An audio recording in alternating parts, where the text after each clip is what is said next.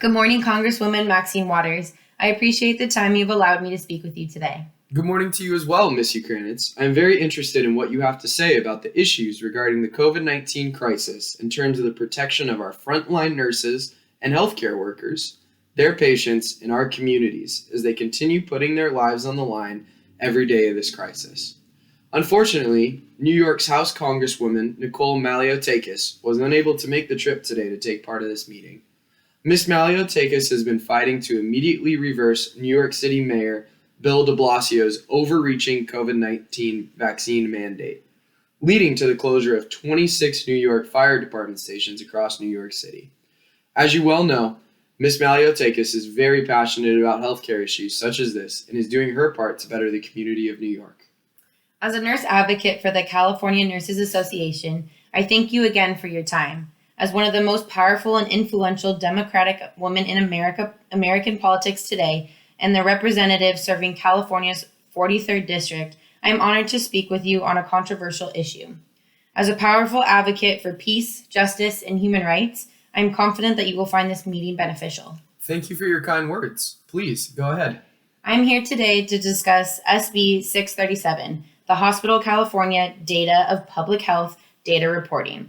Did you know that as November 6, 2021, the National Council of State Boards of Nursing reported that there are more than 4.4 million registered nurses with active license?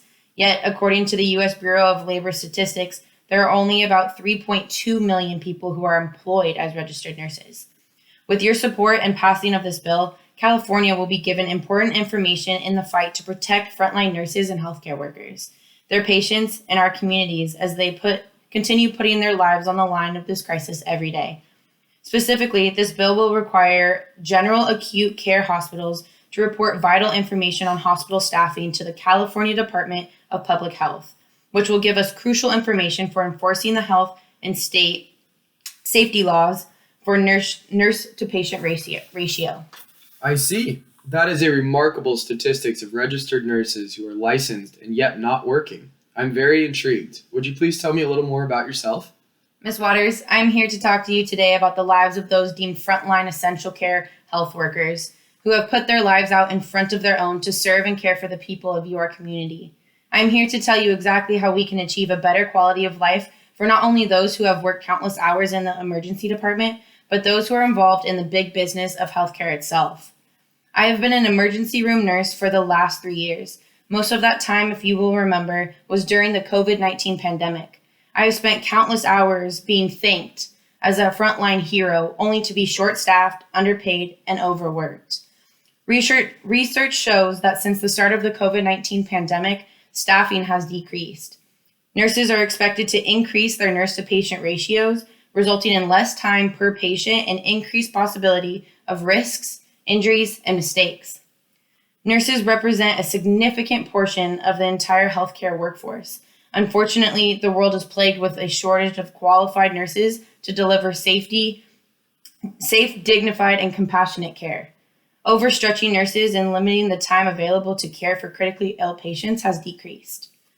Patient safety is at risk, and the quality of care nurses are able to provide lessens. And those people who you have been advocating for, women, children, people of color, and the poor, are not getting the care they deserve. Oh my goodness. I have been part of a crisis committee for a little over a year now, and I am still shocked to hear of the treatment of our healthcare workers. What can I do to help? Safe staffing standards are a vital component in patient and worker safety, and sound public policy requires accurate, real-time information on these critical elements.